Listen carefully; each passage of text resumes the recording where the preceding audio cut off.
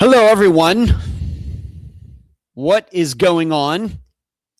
I don't know where you are, but here in the United States, it's Monday, May 25th of 2026, and we are celebrating Memorial Day. This is what we might say the official start of summer in the United States. And it's always the last Monday of May. And then the official ending of summer in the United States. Of course, here in Florida, summer never ends.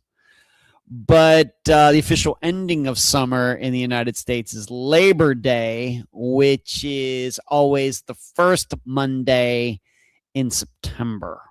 And so that is how we, what is called bookends of the summer and the 3 months of June, July, and August in the middle.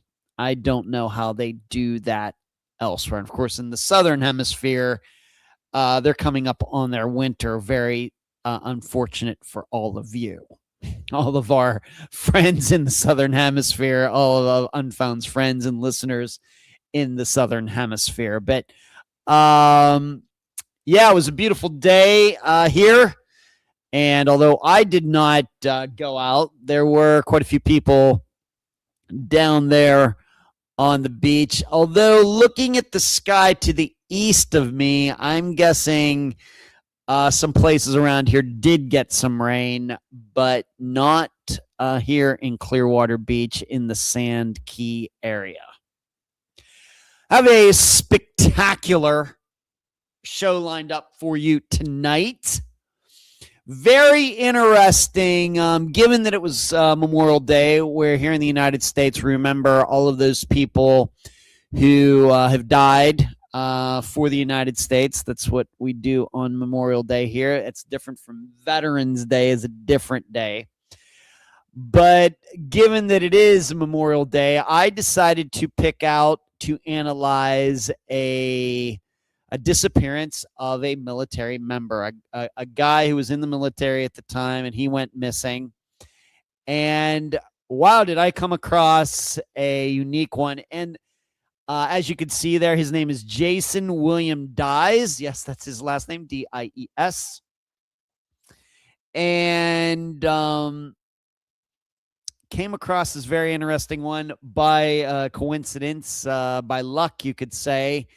And it even has its own video in which an investigator back in 2019 is talking about how this disappearance is still unsolved, going back to the early 90s. So I had an opportunity to watch that.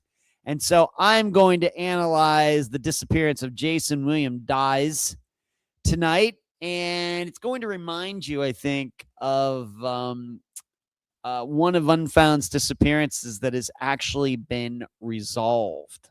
So I'm going to get to that.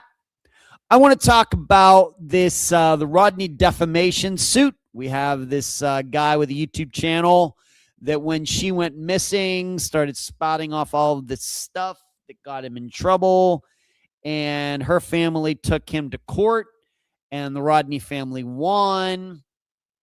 And I come sometimes once in a while kind of weave into the topic of defamation, what you can say and what you can't say, and what does that all mean. And so I want to go over that tonight because that made, it's one of those stories that kind of broke out of the true crime community into the I think the national, just regular national news, because it's a yeah, I am D. Hello, D, by the way. Yeah, that's what I am talking about. So I want to get into that. It's now in the public sphere, and talk about defamation, at least what it means here in the United States, especially when it comes to talking about people who may have committed crimes, or in her case, where it seems this young woman drove off by herself into the water and there was no crime, but somebody made it out to be a crime. What is all of that? I'm going to try to explain that to all of you. And then also, yes, I'm going to talk about street takeovers. And I've never discussed the topic before, but it is a crime, of course. These people who get together, and of course, the reason I thought that I should probably talk about it is because, well, how can I say this? Back in the day, I used to kind of be a part of some street takeovers, and I will explain further when we get to it. And I'll try to remember what it was like some decades ago when I would be involved in such things and how things have changed and what can be done about it. What could have been done about it back then and what can be done about it now, because it's become a thing. These, of course, can be dangerous. And unfortunately, some people who show up to these things, it's more than just about music and cars and doing burnouts and everything. People bring guns and people are settling beefs and on and on and on. So I'm going to give my Generation X insight into, this phenomenon that seems to have popped up. Although, dare I say, it's actually been going on for a very, very, very long time. The big difference, though, is we now have, of course, everybody has a camera and everything else, and everybody has a YouTube channel, and everybody wants to be internet famous, and that has added to it. But I will get to that later in the show. And then, like, as I always state, I got a lot of other stuff that I hope to cover before we are done tonight. If you'd like to support what we do here at Unfound, there are a variety of ways to do that. Of course, patreon.com/unfound podcast. I write a blog there every week, just like I did for the disappearances of Teresa Hickman, Angela Westbury, episode 2 of the Atlantic series. Of course, episode 3 will be coming out on Friday. I'm actually doing an interview for episode 4 tomorrow, and I'm very excited that another family member from a totally other disappearance that I want to feature in this series reached out to me today, responded to me today. So this series just keeps getting longer. And we'll keep going as far as we can go with all of these disappearances that happened off the coast of Florida, in the Atlantic coast anyway, during the 1980s. We'll keep seeing how far I can get into the summer with this. But once again, patreon.com/unfound podcast. Sign up, get the blog in written or audio form. I do the Found series. We do the Think Tank. Get in there, sign up. It's a good way to support what goes on here.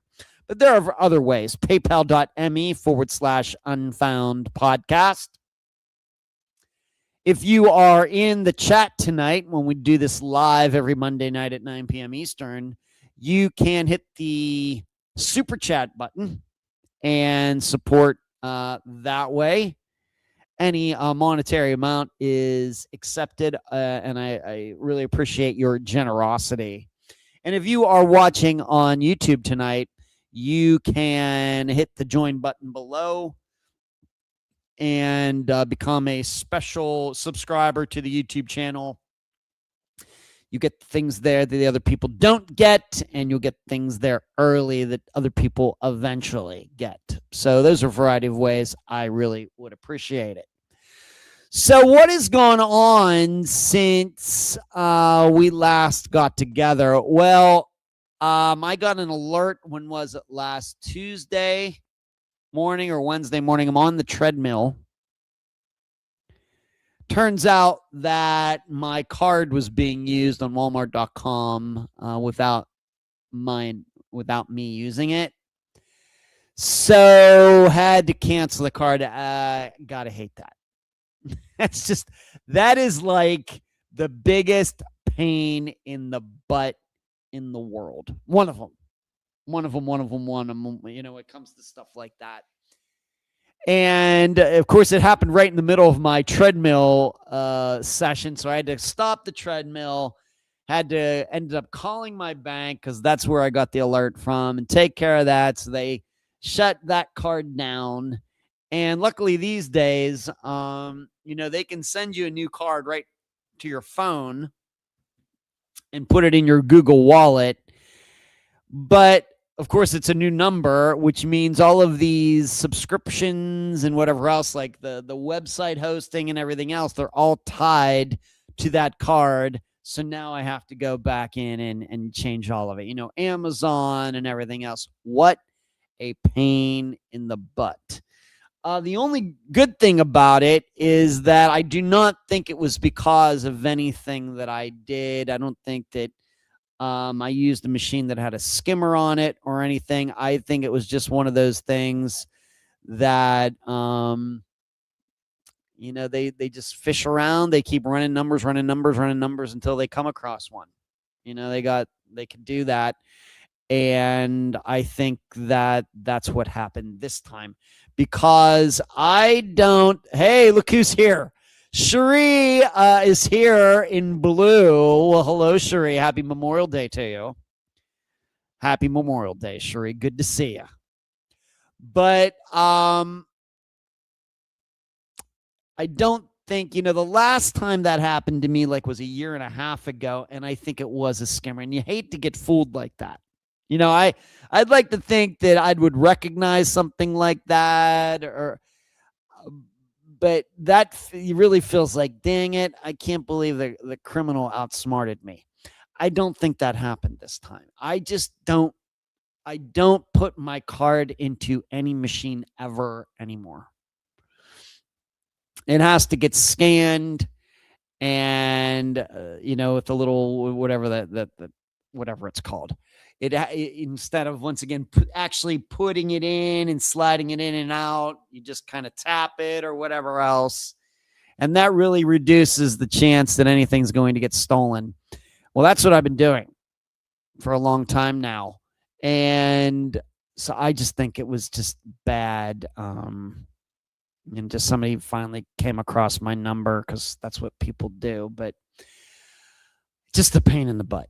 Just really, really a pain in the butt. Now they're sending me a new card, the actual plastic card, but I haven't gotten it yet. So everything since about last Wednesday, I've just been using with my phone, and I've never done that before, but man, I could get used to that really quickly, with Google Wallet.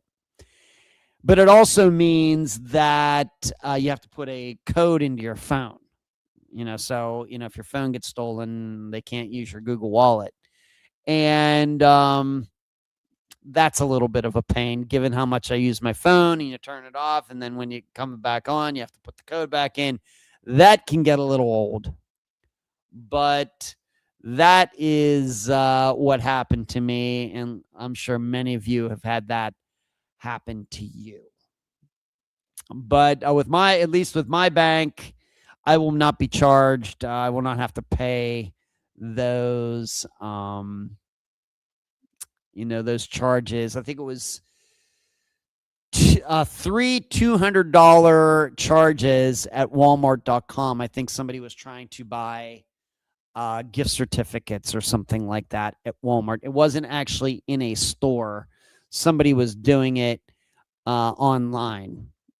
And the reason I don't think that it was my number was actually stolen from me is because the day before I used my card at Publix and I used it at Starbucks, and there's just no way that my number got stolen at either location.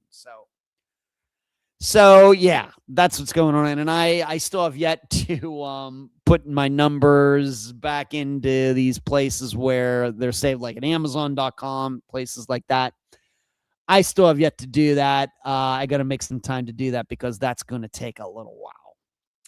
But let me see who's in here, and then I will continue. Hello, Tech. What's going on? Good to see you. Charlie D.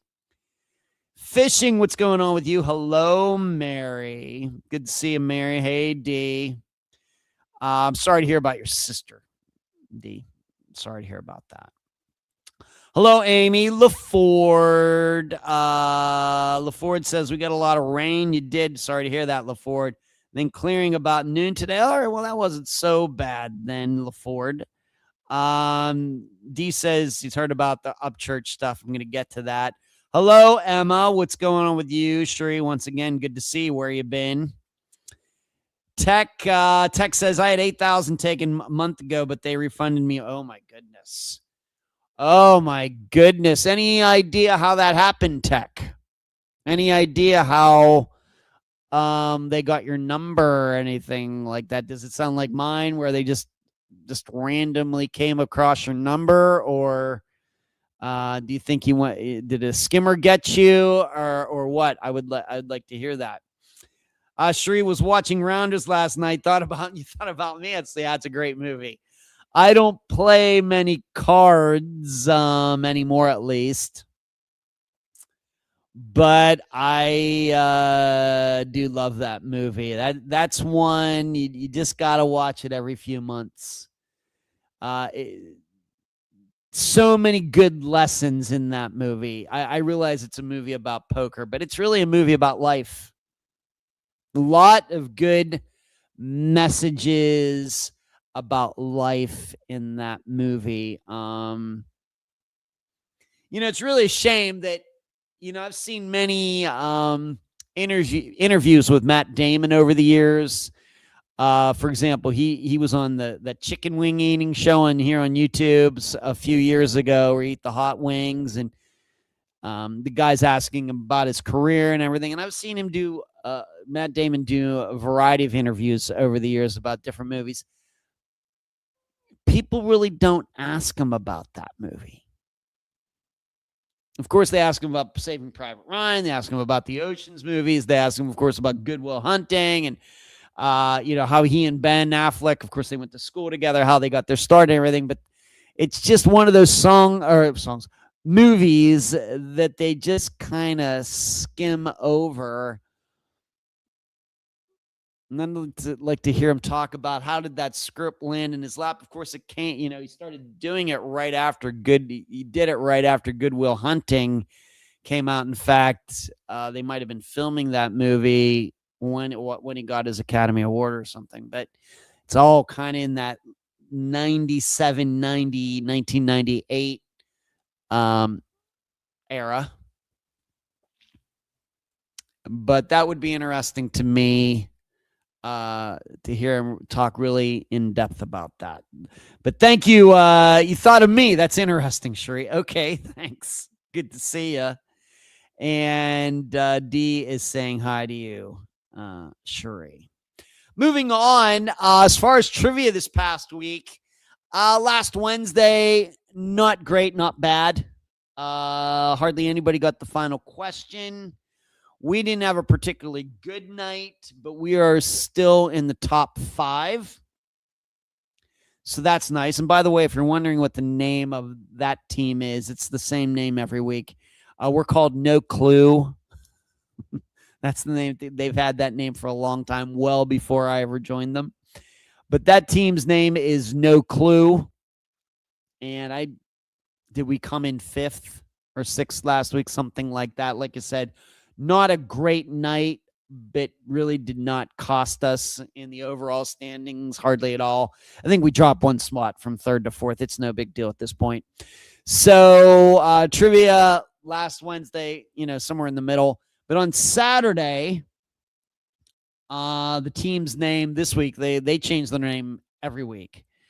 And the name was Slush Fund Babies was the name. Was the name of the team on Saturday, and we ended up winning. And in fact, we ended up winning by quite a bit.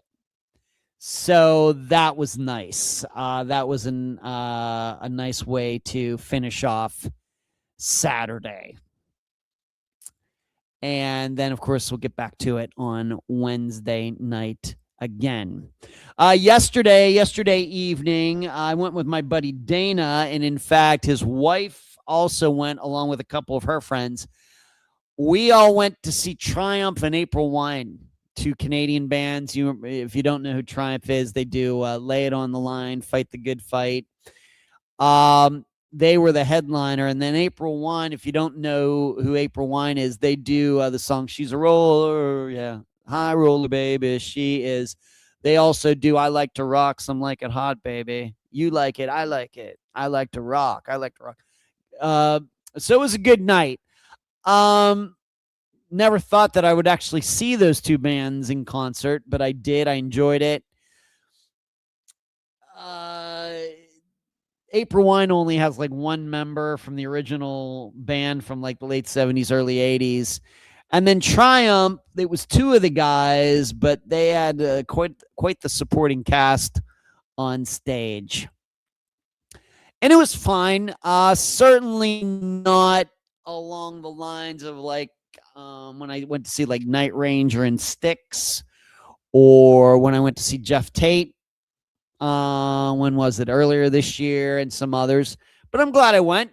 I don't know if I would have gone otherwise, but Dana was the guy. My buddy Dana was the one that said, "Oh yeah, we got to go. I'll get the tickets." I said, "Okay." Otherwise, I don't know if I would have brought up going, but it was a beautiful night over there at the fairgrounds. Perfect weather. It was supposed to rain, didn't, but it wasn't hot. Beautiful night over there on the other side of Tampa.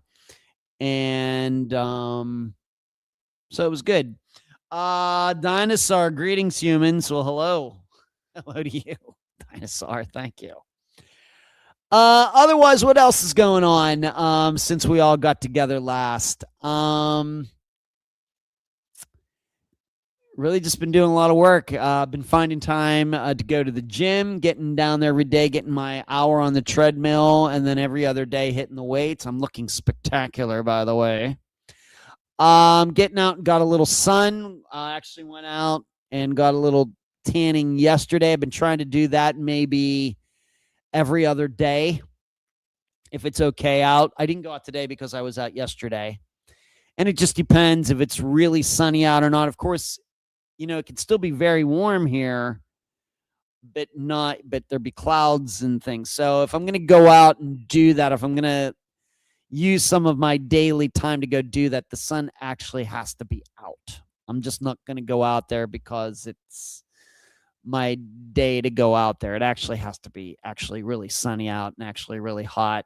And the sun has to be exposed. If it's going to be going in and out of the clouds, then I just have other things to do.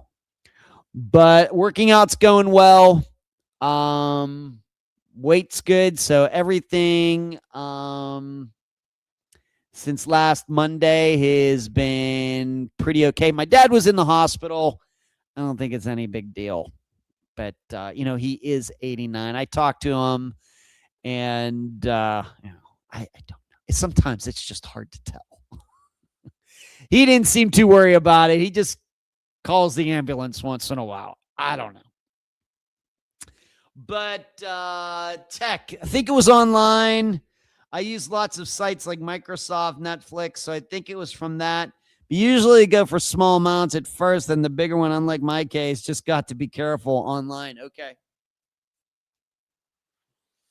All right, so maybe you got it like online. Somebody stole it online. Okay. You know, what was weird about that tech is, you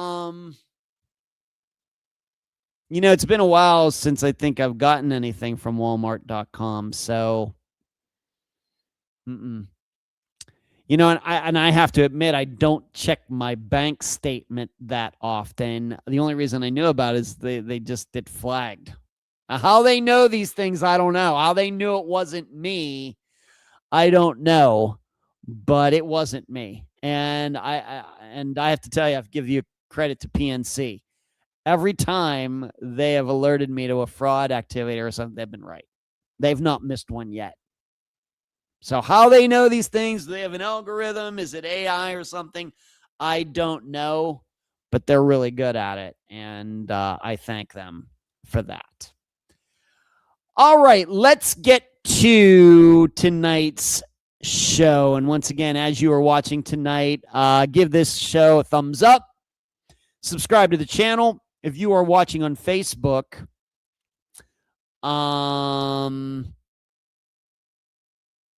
go to the page, like it, share it, give it a nice review, give Unfound a nice review, go to the discussion group, ask to be let into the very, very, very, it's not that private, kind of private discussion group for Unfound on Facebook.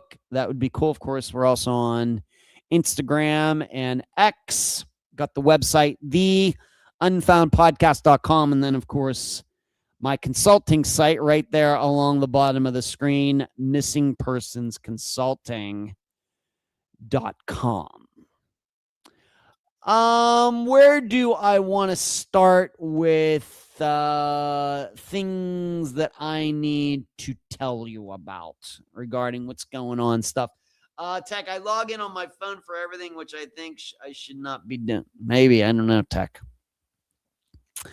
I don't know. Usually when I'm buying things online, I'm usually on one of my laptops. I don't do a lot of purchasing of things through my phone. That's maybe it's just me. I don't know. And one more thing. Car is fantastic. I don't get to drive on highways very often because I just live here, here in Pinellas County where there's a stoplight every 100 feet.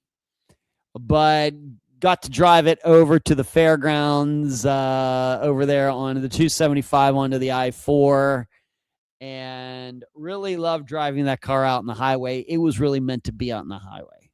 As soon as you get it up to like 70, 75, 80 miles an hour, it's just like a different vehicle. Around town, it's a little, you're horsing it around a little bit.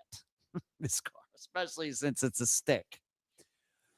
But when you get it out on the highway, and I'm guessing my car was like, wow, wait a minute, we're going to go up to 60 miles an hour. Wait a minute, we're going to go up to 70 miles an hour. Wait a minute, are we going to get to 80 miles an hour? Because, around here, I rarely, around these surface streets where I live, I probably don't go much faster than 50, so, but it was good. The car is doing really well, except for the gas mileage and gas prices. I'll start here. I came up with this idea. I think I'm going to be doing another show with Jeff Wise. Of course, Jeff Wise, aviation media guy, expert on Flight 370. Going back many years. It's funny, once in a while I'll be watching one of those air crash disaster shows like on Amazon Prime or wherever, and he was in quite a few of those episodes way back in the day, like 15 years ago, and I'll be like, oh, there's Jeff. There he is. And I don't know how old Jeff is, but my idea is that he looks very young I get that a lot too. But young for your age, but I think Jeff really does look young for his age. And so when these are like 15 years ago, I'm like, man, he looks like a little kid in there. But of course, it wasn't. But I think I'm going to be doing another show with him. And the idea came, of course, as he continues to work on Flight 370. And I would urge you to subscribe to his YouTube channel. I realize probably many of you, I realize that Flight 370 is a little off the regular track for Unfound, even though it is a missing persons case. But certainly I would, I know it's not for everybody, but certainly if you get interested in it at some time, just go to his channel. I realize that his ideas are a little bit out there compared to what other people in the aviation industry think, but hopefully it's enough for all of you to know that I respect Jeff's work, that you should certainly give him a chance. Anyway, I just, because I'm an ideas guy. And I was sitting around, I was thinking, you know what? Well, Flight 370, okay, a commercial jet disappeared. It's gone. Whatever you think happened. The pilot did it. There were hijackers. It got flown to Russia. Whatever. It disappeared. So I started thinking, Well, how many other actual jets with a large number of people or commercial jets, how many have actually gone missing since jets became a thing like in the mid 1950s? These are, these are the things that come to mind. When you don't have any kids, don't have any pets, don't have any girlfriends, these are the things that come to your mind, come to my mind, given that I'm in that situation. And so I think, all right, well, I'm just going to look that up. And just using Wikipedia and newspapers.com, I thought, wow, there are actually more than I thought. And in fact, as an example, did you know that a plane with 90 some American soldiers went missing during the Vietnam War? A plane that was headed, they were taking these soldiers to the battle, not like, not in the battle zone, not over North Vietnam or South Vietnam or Cambodia or whatever. It was like a commercial flight, but it had all soldiers on it. That plane went missing, and they still don't know where it went. They still don't know what happened. As an example, that was like late 60s, early 70s, somewhere in there, I think. Had you ever heard of that? It happened. It happened. So I was like, wow, I think I might be onto something here. So I got a list together of like, I don't know, 8, 9, 10 examples of where commercial jets or propeller planes that had a lot of people on them. So, kind of in that time when they were still using, they started using jets, but they were still at the big propeller planes, like late 60s or late 50s, early 60s. Got together like 10, and I just sent an email to Jeff, and I just asked him, being that you've been working all this time, over 10 years on Flight 370, have you ever taken some time to actually look at other disappearances of jets or planes with a lot of people on them? And I don't think he had. But his response to me is, well, we should do a show about that. I was like, I think that's a fantastic idea. So I put together a list and these different disappearances of planes and planes like propeller planes and jets, and sent it to him. So that's going to happen. I don't know when it's going to happen. Certainly it's probably going to take a little while, because probably he's going to have to look at some of these, and we're not going to do all 10. I think just doing 3 or 4 or 5 would be plenty. But, given that he's an aviation media guy, journalist, and has been for a long time, he's also actually a pilot too. But, he might have access to maybe NTSB stuff, or I don't know how much work he's going to put into that. But we are eventually going to do a show where we talk about other missing passenger planes. So I am really looking forward to that. And that's how it came about.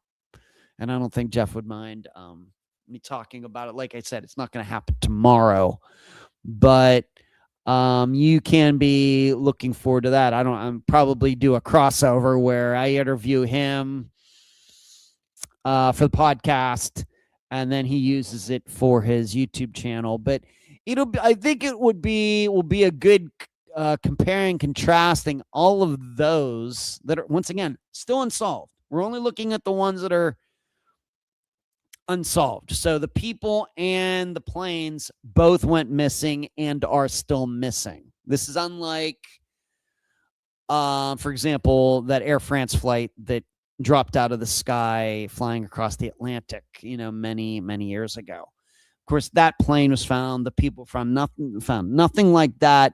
But we're not doing like Amelia Earhart, because that's really, of course, it's been done over and over and over. But that was like a private flight.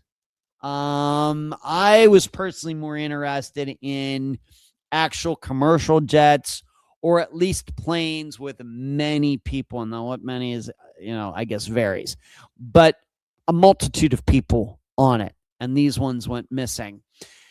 And so it should be interesting. I'm really, really looking forward to it. I realize many of you are not into plane disappearances and ship disappearances like I am, but certainly maybe with this Atlantic series, given Teresa Hickman, Angela Westbury. Of course, this Friday, we're going to take, I'll just say it now, we're taking another look at Tony Schwark. Of course, he went missing seemingly with a boat. And we're eventually going to get into a couple disappearances with people, another boat, and then maybe even a couple planes, like, private planes, like little propeller planes in this series. Maybe I was just in the mood to take another look at some jets that went missing as well. What are you saying here, Tech? I see you writing here online. I log into my phone. Good stuff on your car. What a beast. I would lose my license. Yeah. Yeah, it can get up and go, Tech. I really do not drive it hard, though. I will tell you, though, what night was it? Maybe Saturday night. I pulled up to a light, and there was a big, one of those hopped up 4-wheel drive trucks beside me, and a bunch of, I'm guessing, late teens, early 20-something guys were in it, and they wanted to drag race. They were cool about it. They weren't not getting. They were gunning their engine, and they wanted. I was like, I'm not doing this. There would have been a time, but not these days. I was like, I'm not doing it, guys. I'm not doing it, and they were cool about it. So I appreciate it. Of course, you never know what you're going to get into something like that. But yeah, it can get up and go, Tech. But compared to what you could do to the Mustangs with all the bolt-on things and superchargers that you could put on these cars and everything, Tech, compared to those cars, my car is very slow. But I'm not doing anything like that to this car. Not gonna do it. But yes, when you get on it, it is a little scary, even in stock form. Tech, thank you very much with a super sticker. You are very, very generous. Thank you so much, in Australian money even. Okay. So be looking for that. I don't know when it's going to happen. Me and Jeff, I like Jeff a lot. So we're going to make that happen somewhere down the road. And it very well could be right in the middle of the series that I drop it in somewhere, or maybe I'll wait to publish it after the entire Atlantic series is done. In other news, I'll be looking for the Q&A episode. It is done. It's going to be coming out soon when you least expect it. It's about a couple hours long, and I answer a bunch of true crime questions, and then I also have mixed in some personal stuff, but it's not self-serving personal stuff. I'm hoping that everybody, the listeners, are going to get something out of what I had to say. Of course, because I haven't done a Q&A in a couple of years, I get to talk about my sleep again. I've been sleeping fantastically. It's awesome. But I talk about losing weight. I've talked about how to buy a car online, like when I bought my Mustang without seeing it until I bought it, how to go about doing that. So I'm hoping some of the more personal things that have gone on with me the last few years can be helpful to some of you. So that's how I decided to do the Q&A episode.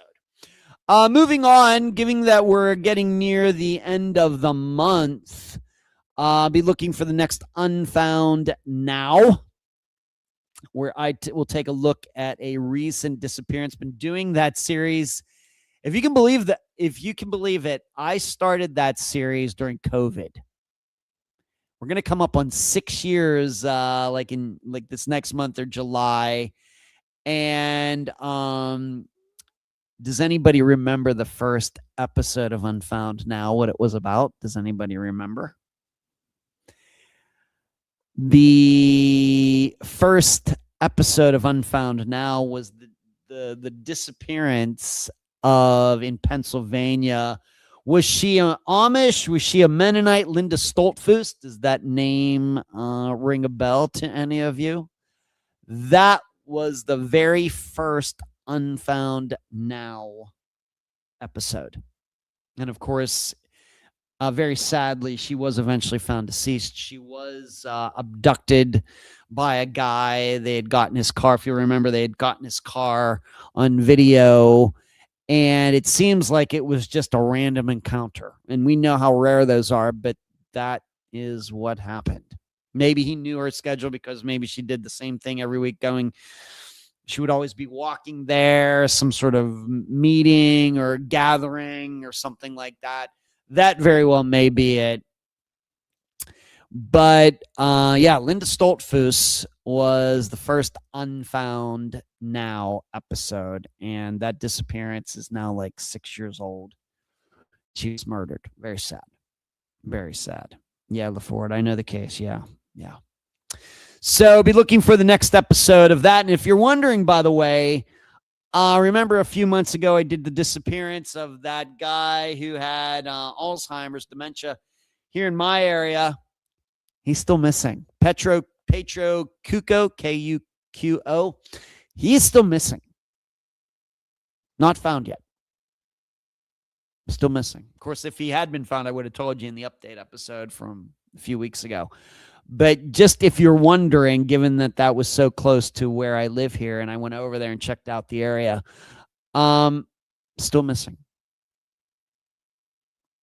Crazy. Sad. In other news, it's looking like I think that it's become more likely that I am going to get to do an official interview with the Coast Guard investigator for the Atlantic series. My assistant Eric really has been the liaison between myself and the Coast Guard. He is the one who, as I talked about, of course, in the first Atlantic series episode and talk about all that. He's really the one that, was able to track down Lieutenant Caleb King and get him on the phone and build a relationship with him and all of that stuff. And I give Eric all the credit in the world. But now I sent a request to their PR request department. So I'm hoping that it's going to happen. I'm hoping that simply because they asked me to do that it's just a formality. I'm hoping they wouldn't ask me to do that and they're already thinking they're going to say no anyway. I mean, I'd hope that they aren't like that. So, I hope it happens. I'll keep you posted. Eric and I have already talked about what we're going to do otherwise if that can't happen, but I'm just going to I'm going to journey. I'm not going to stop believing that it's going to happen, but it's looking promising. I'll just leave it at that. And I know, I don't know how many true crime shows out there ever interview anybody from the Coast Guard. We forget the Coast Guard is an investigation agency too.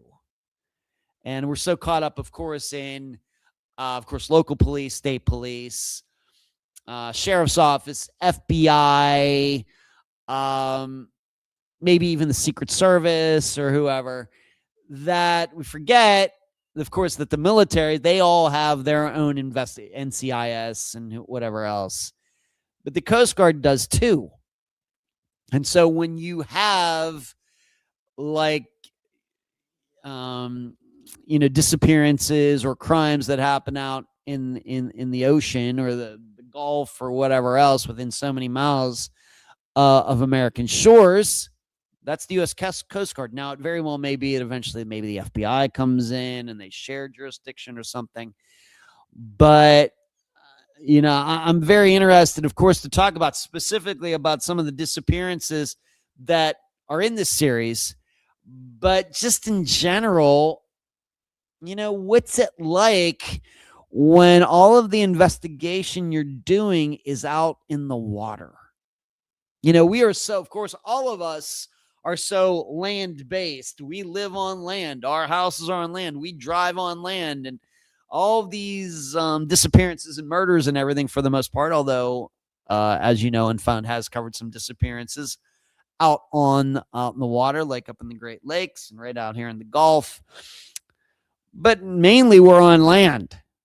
So it'd be interesting to talk to somebody whose focus is on the water and what kind of challenges that presents. And does the Coast Guard even think of it that way? So I can assure you that should I get to interview him, there's just going to be some general investigation talk, no different than when I interviewed a friend of the podcast, Julia Colley, of course, the host of The Consult, when I interviewed her a couple years ago, and her working for the FBI and getting into the, some of the particulars about working for the FBI. Is it really like how they in the shows? Is it really like Silence of the Lambs and things like that? I love that stuff. I love talking to people who have actually done the job, who are doing the job, and comparing and contrasting, the way Hollywood,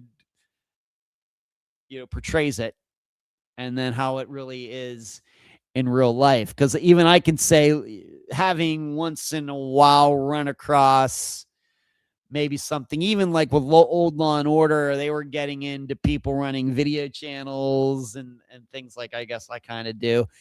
Do they portray it really the way it's done in real life? I would say it's very mixed. So I'm hoping it's going to happen.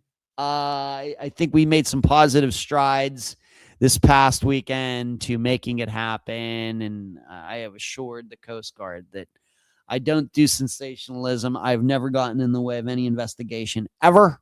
In fact, I think I've been very helpful. So hoping it's going to happen. So be looking for that. Also, I got a letter from Steve Pankey. And the reason I had written him is because, of course, a few weeks ago, friend of the podcast, Heather Grotman, was on. We talked about Rex Douglas, and she and I discussed that, how weird it is that Rex was in Colorado, and he was a pastor for a Church of the Nazarene. And then you might remember that I stated, does that sound familiar to any of you? Well, Churches of the Nazarene was the church denomination that kicked Steve Pankey out. And the Matthews were members of the Church of the Nazarene in Greeley, Colorado. And this is one of the reasons that the police and prosecution thought, well, what about that? They thought that is meaning something. I still don't think that means anything.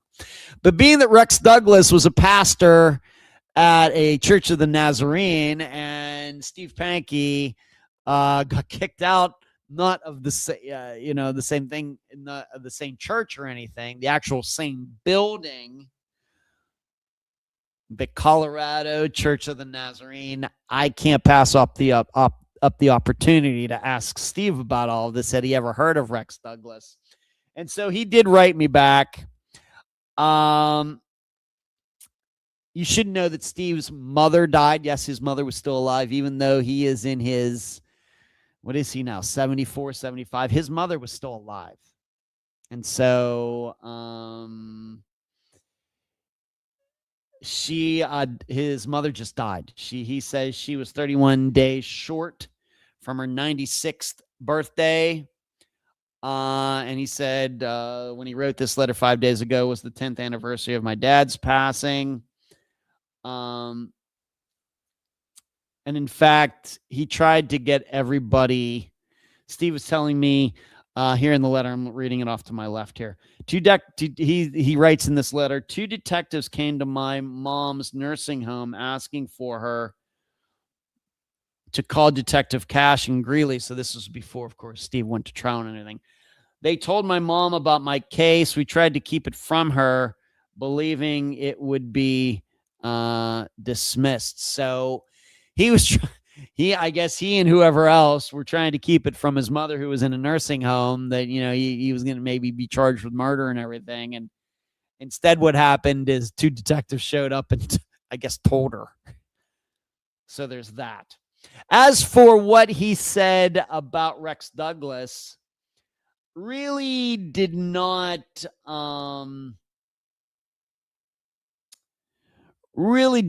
specifically, maybe I need to ask him again, but he kind of sidestepped it at least a little bit. Here's what he had to say about Rex Douglas and everything. It has nothing to do with the question I asked him. If Rex Douglas disappeared today, at a minimum, his DNA would reveal his true identity. And then he goes right into talking about Janelle. And he talks about how, DNA, if it were around today, would show that he didn't kill her. And he also states that had I known about Norris Drake, of course, Norris Drake was the guy whose family his mother and sister lived across the street. And he was there that night. And in my opinion, in general, makes a better suspect than Steve does, my opinion. But Steve says, had I known about Norris Drake, and I would have not. He claims that he'd known about Norris Drake, that he would have never gone to police in the first place. That's what he says. Had I known about Norris Drake, I would not have said anything. So there's that. And then also it says in 77 days from when he wrote this on May 15th. In 77 days, Friday, July 31st, the Colorado Attorney General's brief is required at the Colorado Court of Appeals. My attorney's last brief must be filed 21 days later. Then we wait for the court to decide. He's trying to, of course, get a new trial. He's appealing his conviction from back in 2022. Has it really been that long? And then we wait for the court to decide. Truth is miraculously revealed. Who, why? I am exonerated. And at a minimum, the Court of Appeals is, at a minimum, the court rules. He goes at number one, he hopes truth is miraculously revealed, and then he's exonerated. And at two, at a minimum, he hopes the court rules in his favor on all 5 appellate issues. So there we got your latest Steve Pankey letter, but I'm probably going to have to write him again if I want him to comment on Church of the Nazarene and all this. I do find it interesting that he avoided that. I have to give it another shot. Because usually, I have to admit, when I have written him questions and everything, he usually pretty usually does answer them. But I think maybe with this letter, he had an agenda about what he wanted to say already. That's what I suspect. Anything else before I get into the topics in the title of tonight's live show? One more thing. As I stated in the show from Friday, Teresa and Angela's, and by the way, it was fantastic to finally interview Angela's sisters and get this all out, stuff that I've known about for years and years and years. But and I want to say again, I did give it a pretty good shot at trying to reach out to Teresa. She has 2 sisters. Teresa Hickman has 2 sisters, and I did my best to try to reach both of them. And in fact, it's weird. The Coast Guard didn't even know. The Coast Guard knew that she had one sister, did not realize that she had another sister. I was able to track the other sister down, find out where she was and her name and everything. So, hey, I love doing stuff like that. But I think the reason that the sisters maybe didn't get back to me, because I certainly had the correct emails and information for them. Both of her sisters have not led, let's just say, the smoothest lives. I'll just say it. I'll just keep it at that. And I can't rule out the idea that maybe they thought if we get into a talking situation or interview situation, I don't know if they'd want to get into some of those things. So that could be it. I really don't know. But being that I did look them up, and with the databases I use, I can look up all sorts of things. That is something that crosses my mind as maybe that's why neither of them got back to me. So I'll just leave it at that. I'm not ruling it out, but if anytime they want to talk, if they see this video, I'm always ready to talk to anybody pretty much. Never rule anything out, but I did my best to have the Hickman side included in this series. Couldn't get it done. Hello, Marty. You're only 55 minutes late, or you're like 7 days early for next week's show.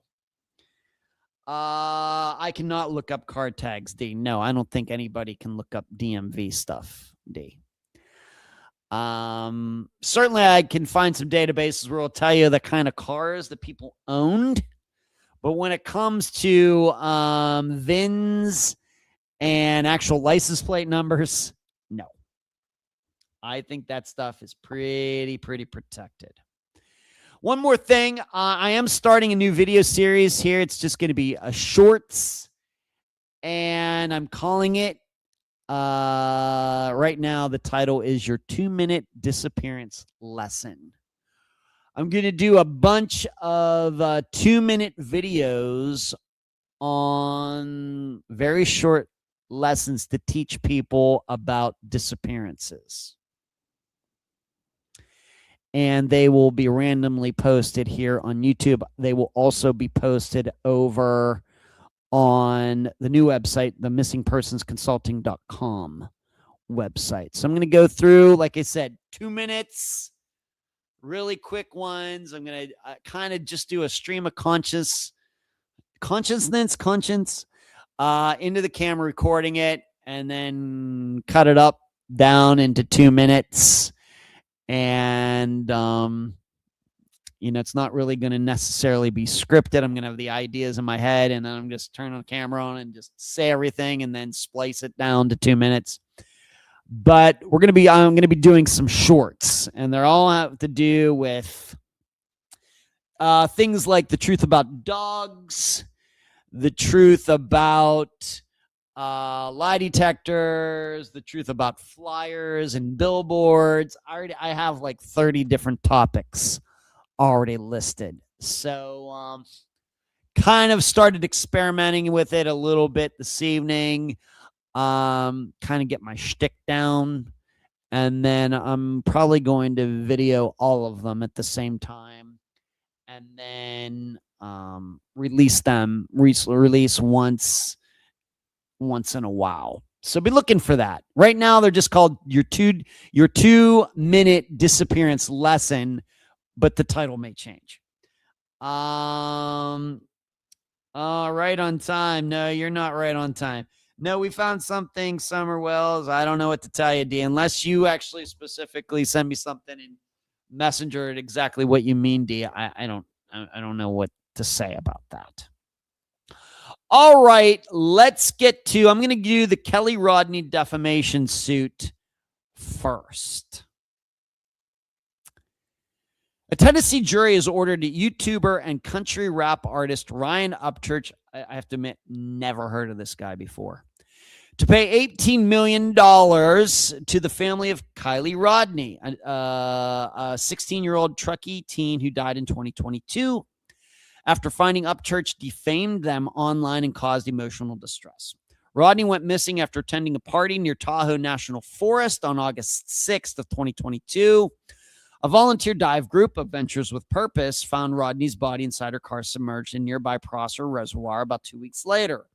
Authorities said her death was accidental, stating she drowned and there was no evidence of foul play. The family sued Upchurch, alleging he defamed them by posting videos and pictures online for his 3.1 million subscribers, claiming the case was fake. and part of a scam to raise money through GoFundMe.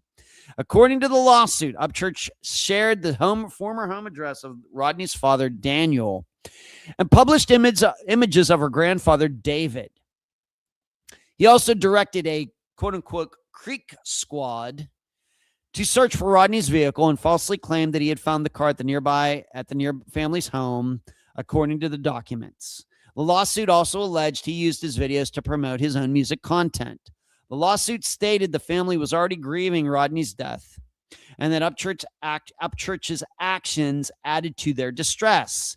In a comment on one of Upchurch's posts, a person warned that Upchurch could be sued for slander, and Upchurch responded, and I'm just going to quote him, "They can slander these nuts, LOL," according to the court documents. The jury found Upchurch damaged the family's reputation and caused emotional distress. Upchurch was ordered to pay $17.5 million in compensatory damages and $500,000 in punitive damages to Rodney's father and grandfather. This verdict stands as a powerful reminder that using a massive online platform to spread false claims about a grieving family has real consequences, Rodney's family said in a statement released by their attorney. Now the family can move forward in peace and focus on what matters most, honoring the memory of Kiely Rodni. KCRA3 reached out to Upchurch's attorney, but has not yet heard back. D said, well, there's another featured true crime YouTuber who also sued him as well. All right, D. Well, I'm just sticking with this tonight. What do I have to say about this? Well, as you would imagine, in my work, in John Lorden's work, anybody who does this, and if you are intent on releasing as much information as possible or getting as much information out of a guest or family member, whoever, that this is something that is always on your mind. Always. And there is not an episode of Unfound that doesn't go by where I don't take this is one of the reasons that putting the outlines together for the guests that we use for the interviews, this is why they take so long to put together for me. Hours. Because I want to get the most information out, but I don't want to do it in a way. I want to do it in a way that is fair. Believe it or not. I want to do it in a way that all of you perfectly understand what is going on. And of course, eventually it's the guest who determines what we discuss and what we don't. But in doing these interviews, I never want to put the guest or myself in a complex position. Now, over the years, have there been threats and things like that? Yes. Have I actually ever been served papers? No. Have I pulled a couple episodes because people were ticked off? Yes. Did I put those episodes back up? Yes. Have I ever talked to an attorney about all of this? In fact, a couple times.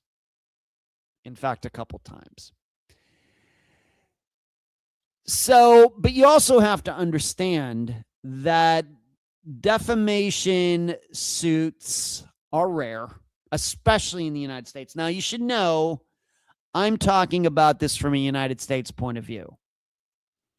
If you are anywhere else in the world, your laws are vastly, vastly different. Even if you just go up to Canada, their laws regarding stuff that can be said and stuff that can't be said and all that, so they are way, way, way more strict. Why? Because believe it or not, in Canada, you don't have freedom of speech. I know it's a nice country and everybody, my singing teacher is fantastic. Jacqueline is Canadian and I have nothing against the Canadians and everything, but they don't have freedom of speech in Canada like we understand it here in the United States. And that goes for England and anywhere else in the world. So our laws are just different. You can get away, quote unquote, get away with a lot more here in the United States than you can elsewhere. So defamation suits, especially when it comes to just regular people, very, very rare. Very rare. So this really does stick out as something that is notable, especially with the dollar amount and everything else. I'm guessing that I guess this Ryan Upchurch must be somebody, 3.1 million subscribers. And once again, what do I know about country music today? Nothing. But let's say that this Ryan Upchurch only had 50 subscribers on YouTube.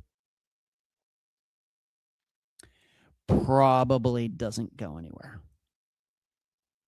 Even if Ryan Upchurch with 50 subscribers did all of the same things that Ryan Upchurch with 3.1 million subscribers, probably doesn't go anywhere.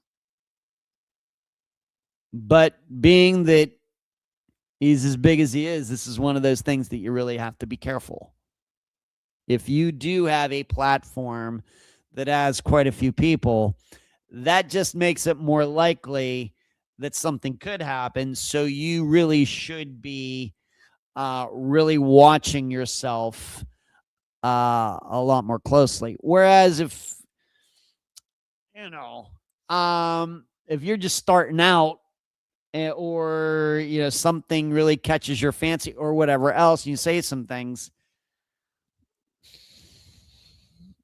one of the things about defamation is you actually have to prove that the things were actually damaging monetarily or something like that. And you also have to show that it was actually malicious, that the person did this actually knowing that what they were publishing was a lie.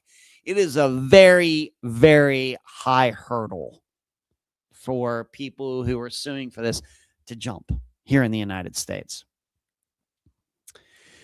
So it sounded to me, just once again, I think I talked about her disappearance when it happened. I think that I got it right, being that she and her car were missing. It seemed to me that she and her car would be found. And I'm glad Adventures with Purpose found her and her car. It's very sad what happened. But just the way I understand it, I'm not, did Ryan Upchurch really believe any of this? It's hard for me to say. I'm guessing all of that stuff has been pulled down, or maybe somebody has it, and I really don't want to take the time to look into every particular allegation that he made. It just strikes me as somebody who has a problem. This does not strike me of what happened here as just some, real journalist who just hated somebody and was willing just to write anything or say anything about the person just because there was hate going on. It seems to me that this guy, at least at the time, not that it matters, it doesn't matter. It's still, I can understand. It's horrible. And I'm glad that he lost. But it also occurs to me that Ryan Upchurch at the time could have actually been going through something. And I have read, well, he might have been having a manic episode, or he might have been high, and all these things. This is one of, this is one of the downsides of technology these days. Of course, if this happened back in 1975, of course, Ryan Upchurch, country music star Ryan Upchurch in the 1970s, has no platform. It's not like he was going to get on Hee Haw back in the day on a Saturday night and spout off some conspiracy theory about a girl going missing with her car. these are very dangerous times for people who can't control themselves. And because, the world is just one click away. And if you have mental health issues, and if you have addiction issues and everything else, you can get yourself in a lot of trouble, and you don't even have to leave the house. You don't even have to leave your condo. You don't even have to leave your mansion. You don't have to leave the back seat of your Rolls Royce to get in a lot of trouble. When anybody can, anybody can get any attention at any time, it's going to be a problem. And it also doesn't help that we have more people with addiction issues and mental health issues more than we ever had, at least here in the United States. But I'm still not sure whether he believed any of it. This kind of goes back to that, the whole Sandy Hook controversy, of what happened there, and that guy, I don't even want to say his name, who put forth the idea that that was all fake and everything else. I am never quite sure. Do these people really believe it was fake, or are they just saying it for effect because they know they get attention? Of course, we know there are many, many, many. In fact, unfortunately, I would say, when it comes to YouTube anyway, there are more people that get on there just wanting to get attention than actually really offering anything up constructive on anything. They're just doing it for the attention.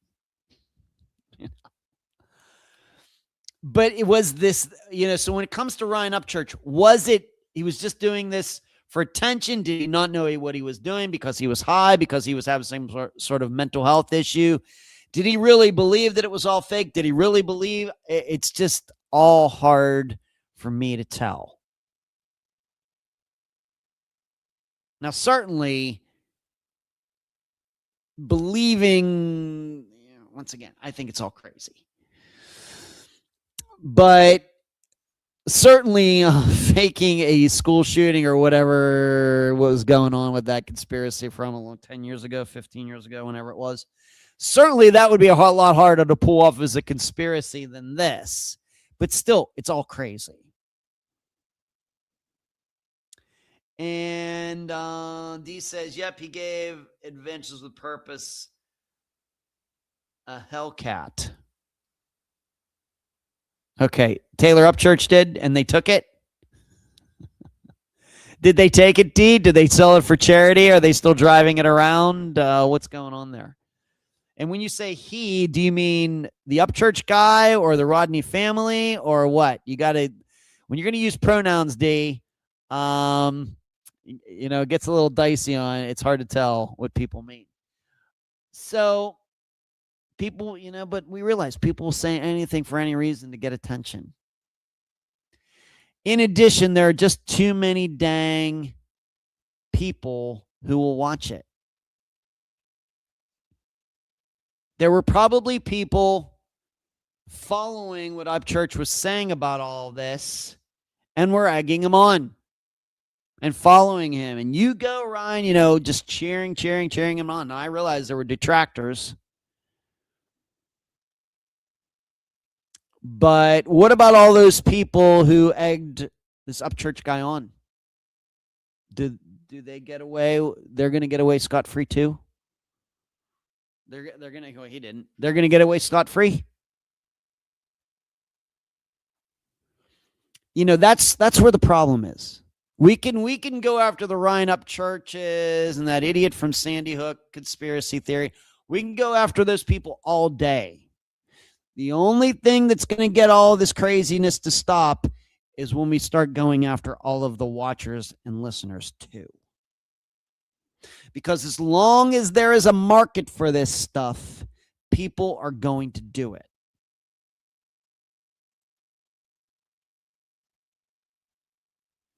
there is just too much of a profit motive and attention motive. Now, granted, Upchurch, I don't know if he has $18 million. I don't know if he's going to go broke because of this. I don't know. But the only way to nip this in the bud, or to get rid of this and all this craziness, is, I know it would be a lot of work, but for all the comments that were made, probably, supporting what he was saying and supporting what he's doing and all the lies and everything else, search all the usernames of those people and teach them a good lesson about following crap, supporting crap, going along with people who are obviously have their mental health issues, they're high, or whatever else. Because, once again, defamation laws here in the United States, and I'm not saying they should be strict, but they are what they are. But still, that doesn't mean that people should get away with this stuff, because most of the time, it doesn't get to the point where somebody, ends up getting sued for $18 million.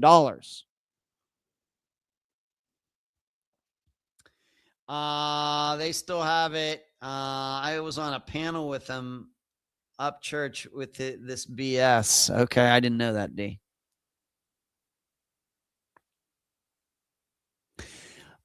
I guess what I'm saying here is that, if I'm saying anything, is that the public needs to pay for this too.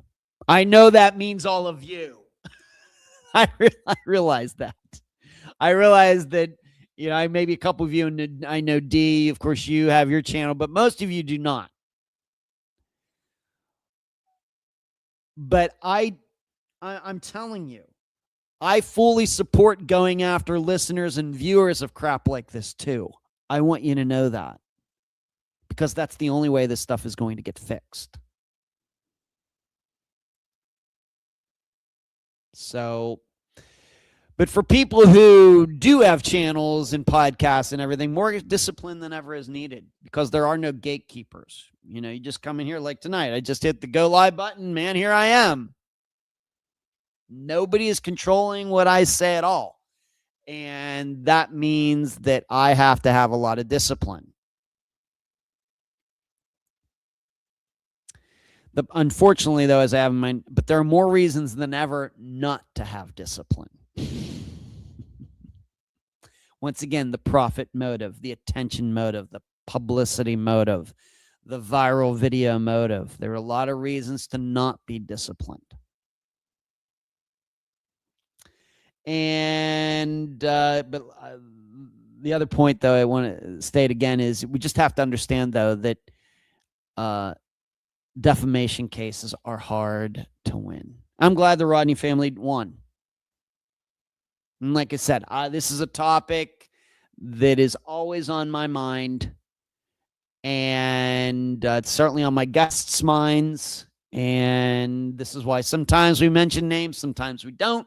Sometimes we have to treat certain things delicately and everything. But I think that I've proven over the last 10 years that you can do very, very in-depth coverages of disappearances and never get sued.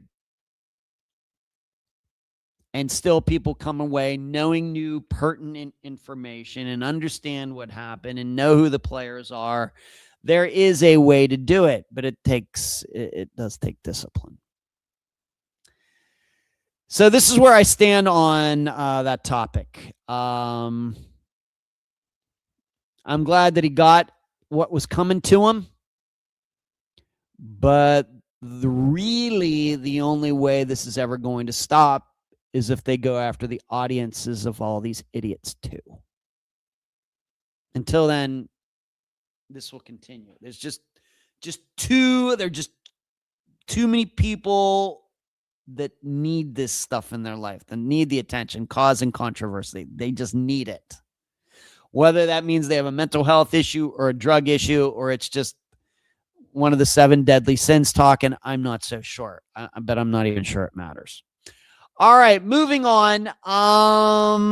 I want to talk about street takeovers. And I know this is, well, this is a weird topic for you. Actually, it's not. Way back in the day, and I think I can talk about this because the statute of limitations is long gone. I think so. I hope so, because I'm too good looking to go to jail. I used to be a pretty big street racer. True story. Way back early 90s, I had a Mustang GT, and I would go just cruising around looking for Camaros and Corvettes and whatever else was fast, Grand Nationals to race. True story. I was, you have to remember, I grew up in Leechburg, Pennsylvania, not a lot of things to do there. And there was a place that I went there starting, the place existed well before I ever found out about it. It was in a place, a town called New Stanton, which is on the east side of Pittsburgh. And it was the first place that Volkswagen built a car factory in the United States, in New Stanton. And what happened was they stopped using that plant. So the exit where the plant was rarely ever used. So you're like, I think it was what? Route 119. And it would say Volkswagen Drive. There was an exit for Volkswagen Drive to go down to this plant. Well, when the plant closed up, nothing was going on there. So nobody ever used that as pretty much used it as an exit. Well, some street racers ended up turning that exit into an illegal drag racing spot. And it had been that way for a while. And it was not close to Leechburg, but every Saturday night during the summer of like 90, 91, not every Saturday night, but quite a few. 90, 91, 92. I would go over there on Saturday nights and drag race on the street. And so it was certainly a street takeover. I mean, and eventually ended up getting busted up probably almost exactly, it was like late May, early June of 1993. So let's say 33 years ago now. And we were all over there one night. And it was a place, it got so crazy that people would trailer in their cars. These cars were not even street legal. No license plate, nothing. They would pull up in their trailer and just pull to race. True story. And that night, I showed up. My buddy Mike was in his car. We showed up. And I don't know, I just have a nose for these things. It just felt like a different type of night. And what I noticed was inside the plant's there, and being that it's still there, but nothing's going on, they still have a security there for the plant, even though nothing's going on. So it has a fence, it has the barbed wire and everything, but nothing's going on there. And the street takeover would be right there at the entrance to the plant. And so the security guard would just be standing there and watching all this craziness going on out in the public street. This is all true. Well, that night when we showed up, I noticed that there was a van inside the fence line.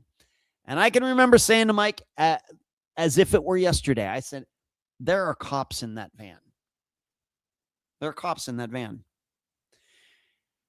And I don't think Mike ended up taking me too seriously. But of course, this is when VHS cameras were getting cheaper. This is when you really started, when people ended up starting having video cameras and everything, that's when you really had to start worrying about doing stuff like that. So I was like, I think the cops are in there. I think they're videoing. I think so. My God. Didn't take me. And everything was just going on. People racing, people doing burnouts, motorcycles, everything. And usually things would start getting crazy at about like 10 o'clock. Well, about an hour into that, out of nowhere, I mean, there must have been 100 cars. I'm probably exaggerating. Like I said, it's been a while. At least 50, but it could be 100 cars there. Drag racing, doing burnouts. Once again, public street. And out of nowhere, I think every single state cop in Western Pennsylvania came out of nowhere. And they didn't just have one helicopter in the sky. They had 2 helicopters. And they blocked off every escape route. And we ended up sitting there, people trying to get away, people running up over the hills. It was hysteria. But they blocked it off pretty well. I got caught up in it. My buddy Mike got caught up, and a lot of the people I knew, that everybody, they knew they had this all planned out. And we ended up sitting there well into the next morning while the cops went through every car there. And I was right. The van that was inside the fence line they videoed everything. Lucky for me, I didn't do any racing that night. Why? Because I was pretty sure the cops were in that van. So I was just there. I didn't do anything. I ended up getting away with no fines, nothing. My buddy Mike got in some trouble. He didn't lose his license, but he did get some fines and some things. And some people, because of what they were doing, lost their license. Some people lost their vehicles. It was crazy. And needless to say, that shut down that spot forever. But it moved somewhere else. It moved down to Crafton, which is on the other side of Pittsburgh, and I would go down there. So things just kind of got moved. And then that place, the cops would show up there once in a while, but nothing like what happened at Volkswagen Drive in like early June of 1993. It was crazy.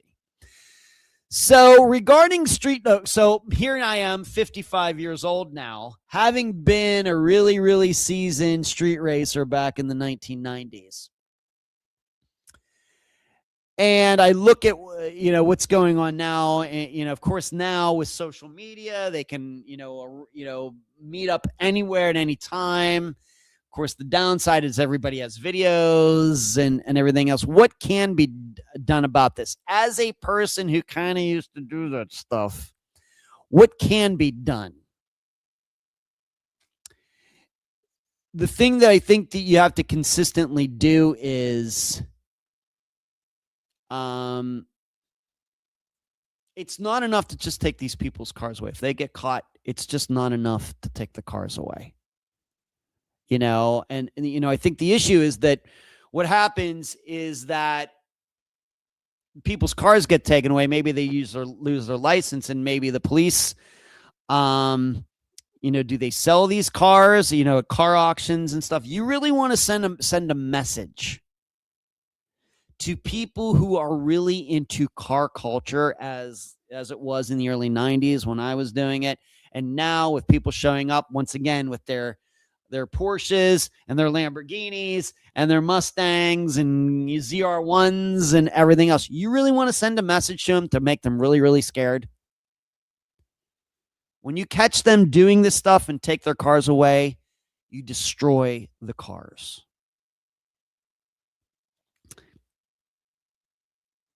You give them their fines and you take their licenses and everything, but you want to throw the fear of God into them, take their cars away, and them know there's no way they're getting them back because every one of these cars is going in a crusher.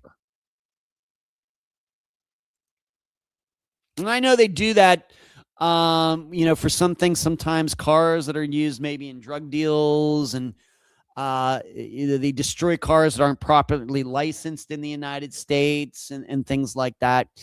But you have to hit these people where it hurts. And of course, these people have money because they think, well, my car is going to get taken. Okay. And then this police is going to sell the car somewhere, and maybe I can get it back. I can find out who bought it and I can buy it back, and things like that. No, you just out. I know it's going to cost the police some money because they make money off this stuff. You got to destroy the cars. I don't care how rare the car is. I don't care if it's a 1987 Buick GNX. That will stop this stuff. In addition, being that these are a lot of kids that do this, I'm absolutely a believer in going after parents. Easy for me to talk since I don't have any kids. And I realize there are a lot of 25-year-olds and 30-year-olds and 40-year-olds who all get wrapped up. Well, if they're committing felonies, they go to jail. But for the younger ones, the ones under 18 who are there, no mercy. You do the maximum penalty, and you go after the parents too. And I realize some of these kids, I don't know what kind of parenting they're getting. But that's what I see as a person who did this at one time. If you would have told me that, you know what, Ed, if this happens, they're going to take your Mustang GT away and they're not going to just sell it, where you might be able to one way or the other get it back somehow or whatever. They're just going to destroy it. I know that would have made me think twice. Really, really ponder it hard. But I don't know if that is done. But that is the way I see it. I know it's kind of a unique topic, but we do true crime here, and these are crimes, and we do know that some of these gatherings have gotten people killed. We know that there's gang culture that surrounds this stuff. We know that there's drug culture that surrounds this stuff.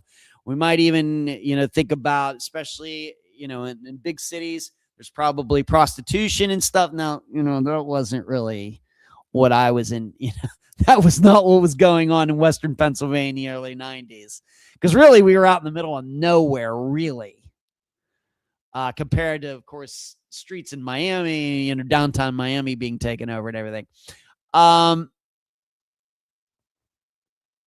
You have to get, I think, creative with the penalties.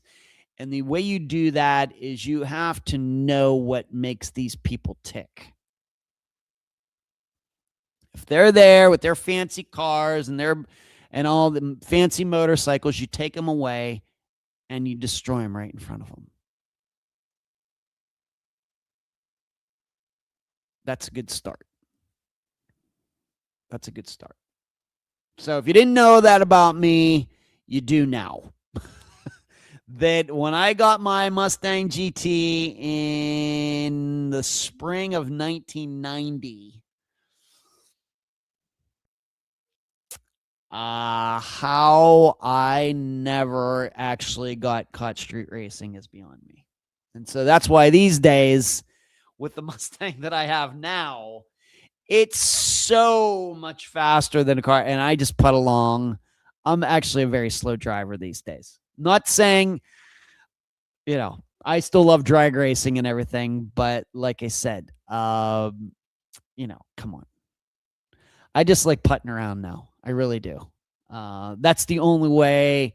I think I got to the point where, you know what? I think I have enough discipline that I can have a car like this now and not get myself in any trouble. But I'm a big car guy. I love going to the Mecum auction with my brother. To the Mecum auction, and and I talk about if I were to hit Powerball, the cars that I would buy and everything. I am a car guy. Just don't have, I feel very fortunate I was able to, go to a kind of cool car now. Although I love my Sonata, I'm really a car guy, and I look back on my racing days very fondly. But yeah, the street racing stuff, how I didn't get caught and everything is still beyond me. Hello, Rockford. Hi there. Happy Memorial Day. I agree with you on the punishment as long as there's a conviction first. Here's the lawyer talking. Seizing or destroying assets before proving a crime is not justice. I know. Yeah. I know, Rockford. Rockford has to bring in the legalese to the show tonight. All right, let's talk about for the rest of the night. And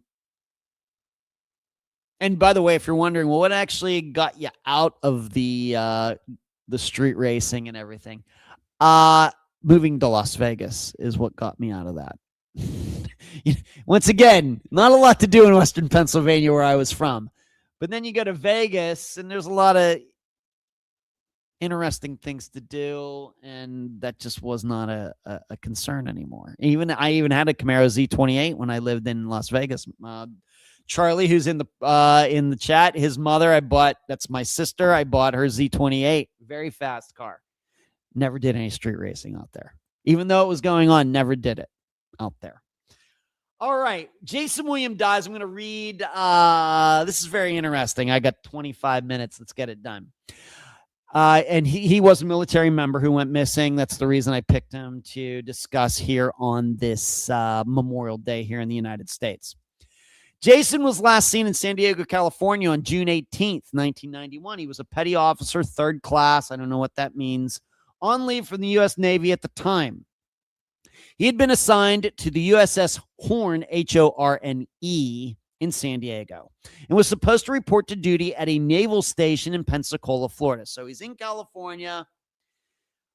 The ship comes back from some exercise having to do with the first Iraq war. The ship gets back, I think it was June 7th, and he had 30 days of what he could do what he wanted before he needed to report to Pensacola, of course, totally on the other side of the United States.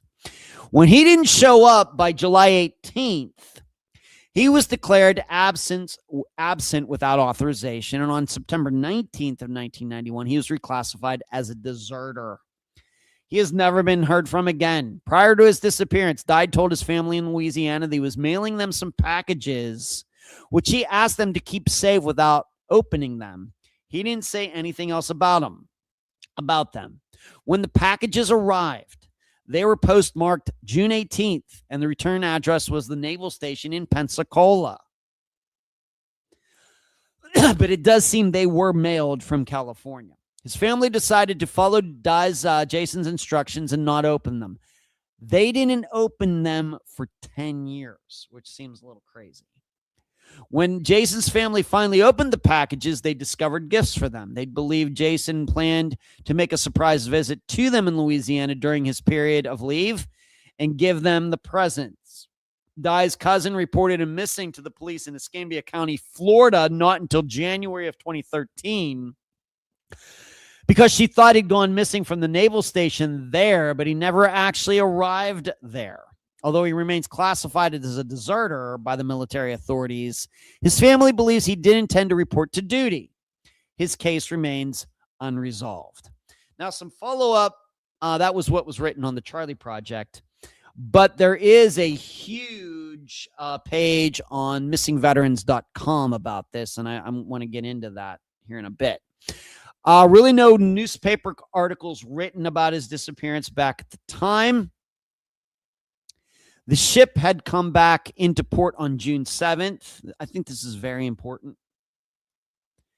And it's also important to know that he did not have a driver's license. So He was in California. He needed to get to Florida in 30 days, and we have to at least rule out the idea that he was planning to drive. And in fact, this is where my idea about the disappearance comes in. Now, you should know uniquely, you can go right here on YouTube. You can find a presentation that was done by an investigator, an official military investigator, maybe. You can actually, it goes like an hour long, going through this disappearance. He is doing a presentation. Is it to other law enforcement officers? You can't see the group. All you can, the camera's only pointed at him and like the screen behind him.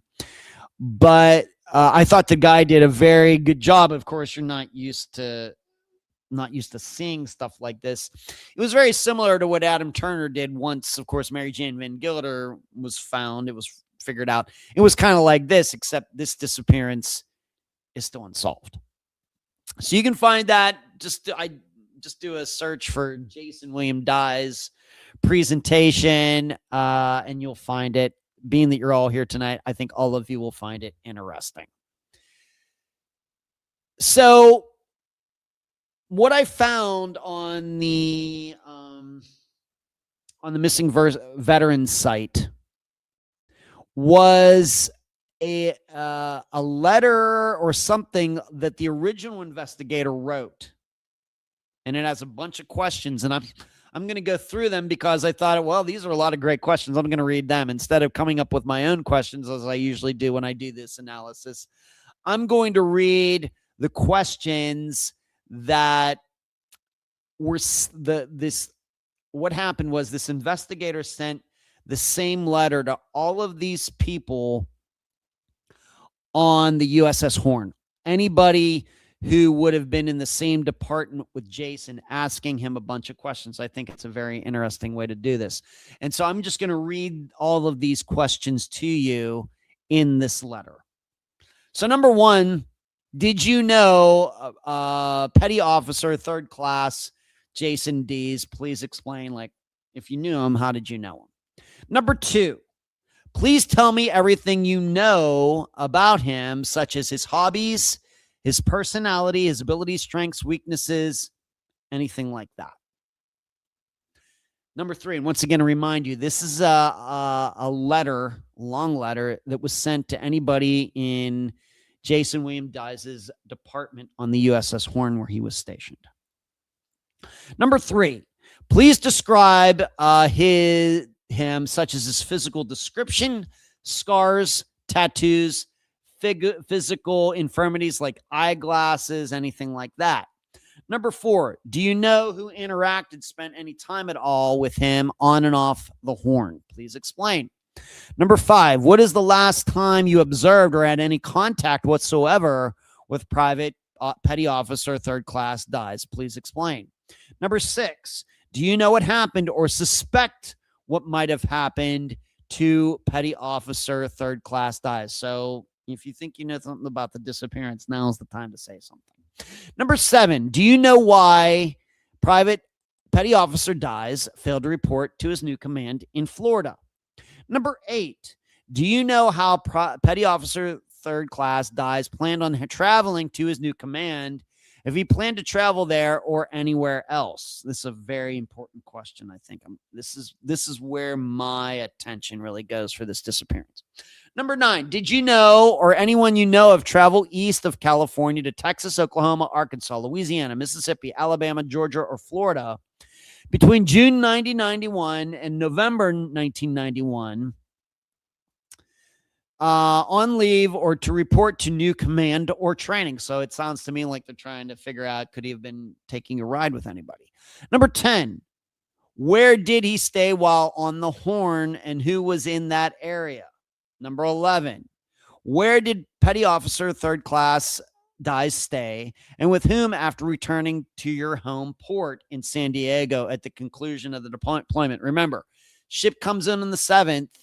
Seemingly, he mailed these things out on June 18th. So we have 11 days there they're trying to figure out, well, what was he doing during those 11 days? Number 12, where did he visit and with whom after returning to your home port, San Diego, at the conclusion of the deployment?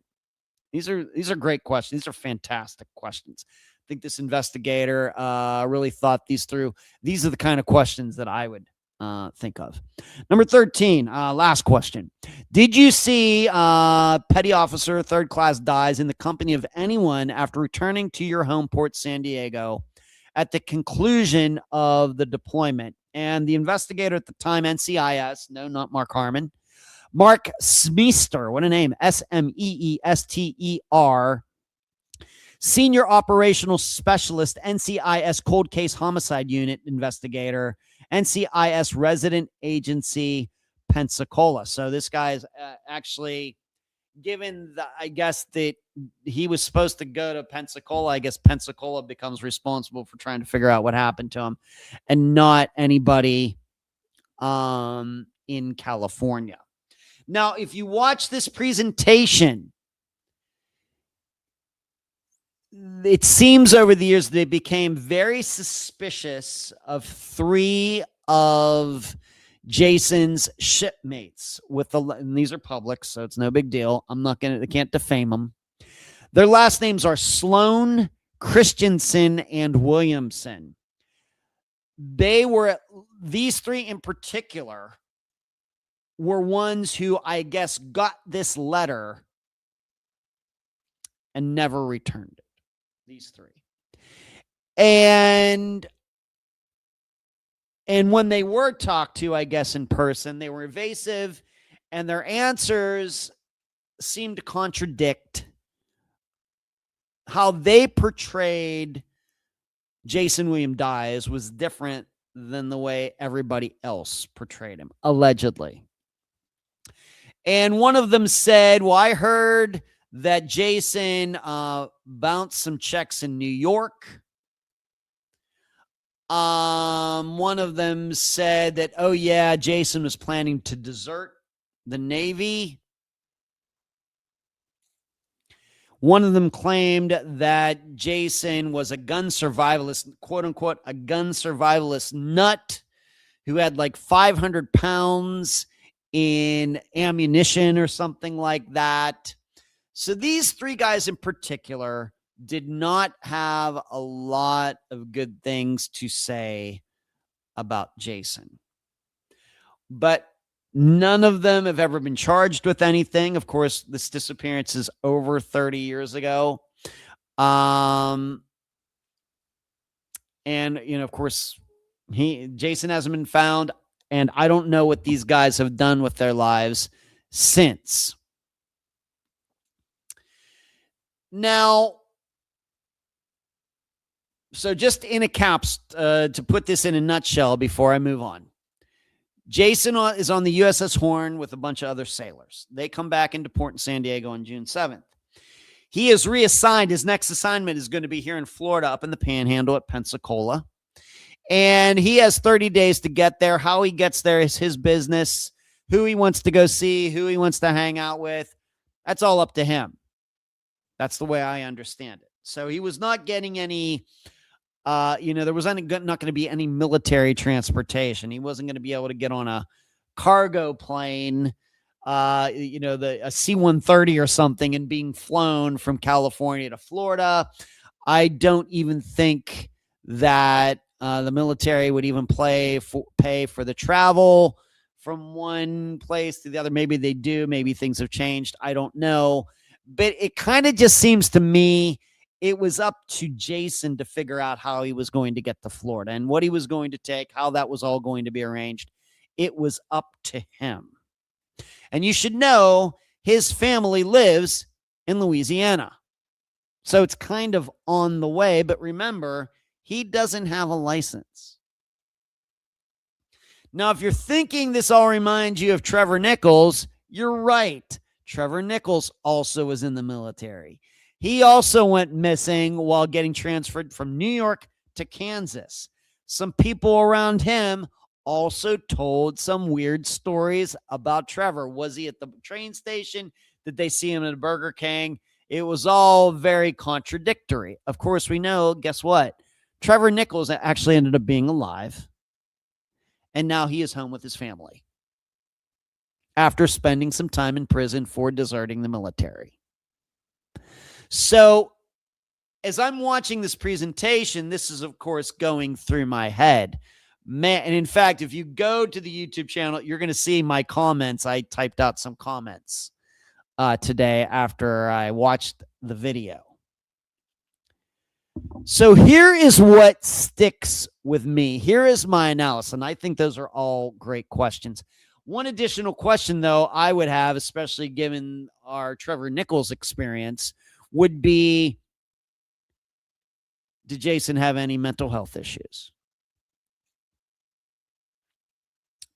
You know, because that is ended up what being the issue of with Trevor. Trevor ended up having some mental health issues.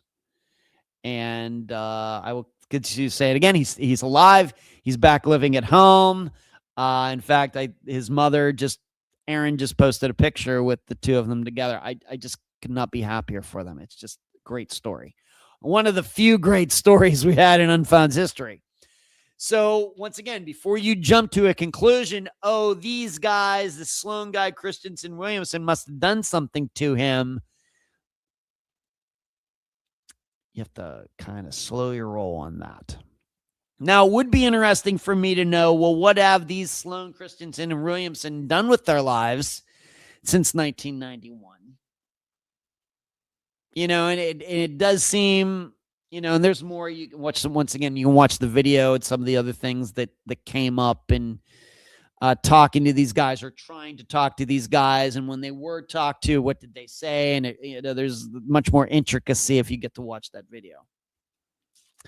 But for me, I'd really want to know about these guys. Have they stayed in contact over the years?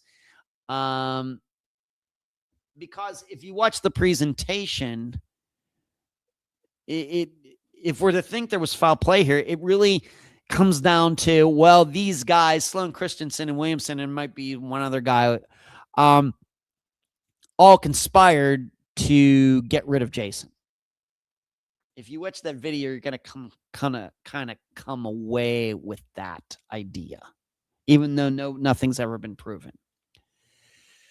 I look at it in a totally different way. And this is with the timeline. He comes home on June 7th. He's still in California on June 18th.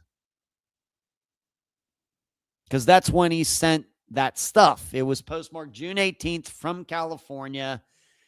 And it is seemed to be believed that he was the person who sent it. It was not somebody posing to be him.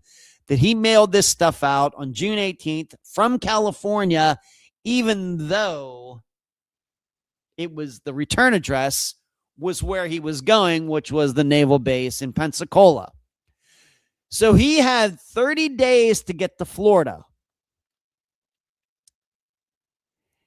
But he was still in California on June 18th.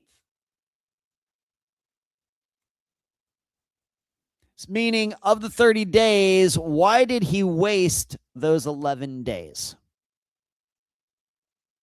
Because at that point, he would only have 19 more days to make it to Florida on time. I know that's a lot of time. He couldn't walk it, but if you're going to take a bus, plenty of time.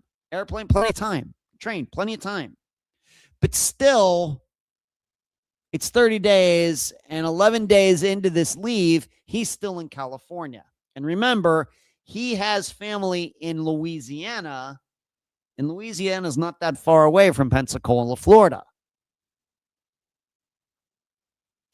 So we don't know what he was doing for those 11 days. And a reminder, he didn't have a driver's license. I'm open to the idea maybe that's what he was doing. Maybe he was trying to get a driver's license so he could rent a car. No proof of that. Maybe that was the delay. But why would you go about getting a license in California if right away you're going to be in Florida and you're going to, I don't know. And that seems unlikely to me. But it doesn't rule it out. What sticks out to me in this disappearance is there's no proof he ever made any reservations to actually travel to Florida. How was he getting to Florida? And most importantly, his family knew that he was getting transferred to Florida. He never told them how he was getting to Florida. You'd think you would, right? You'd think, oh yeah, I'm going to fly. I'm going to take the train. I'm going to do this. I'm going to do that. I'm going to take the bus. He didn't tell his family anything. In addition, there is no proof that he ever made any reservations with the train, Amtrak, or with a plane, or with a bus. Nothing. It seems unusual to me. And what I've learned after 400 disappearances and situations like this is never just take this stuff for granted. Oh, well, he must have done it. Don't do that. Don't do that. Don't put things in the evidence locker that don't deserve to be there. If the fact is that there are no reservations made, that nobody's found despite looking for them, I'm guessing, then no reservations were made. Well, then what was the plan? And on top of that, why wouldn't he tell his family how he was getting there? Now, I know what they're saying. Well, he was going to surprise us. You can't go by that. They're rationalizing. That's confirmation bias. You can't go by that.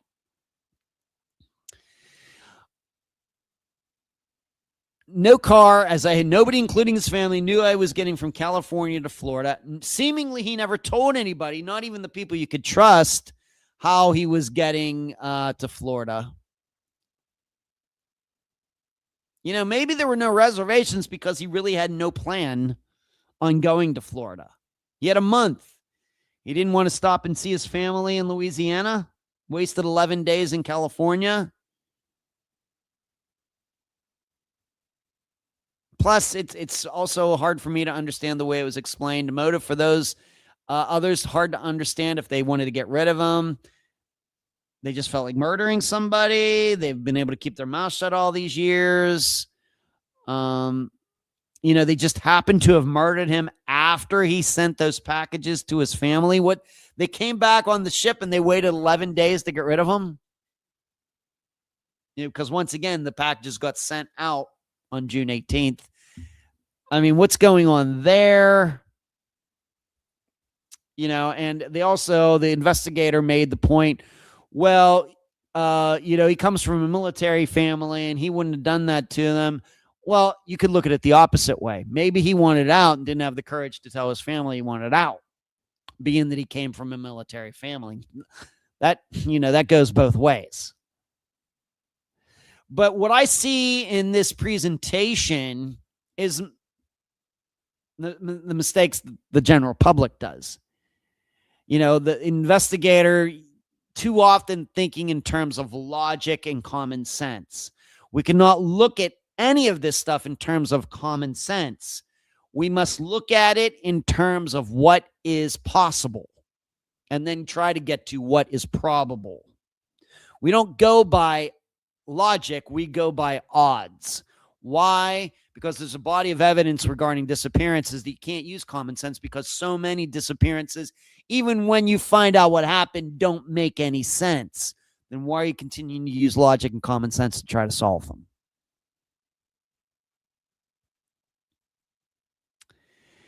As I have written here, people put on good shows. He goes, well, it just doesn't seem he was a good military guy. People put on good shows. Trevor Nichols put on a good show. Hopefully one of these days I'll get to talk to him about all that.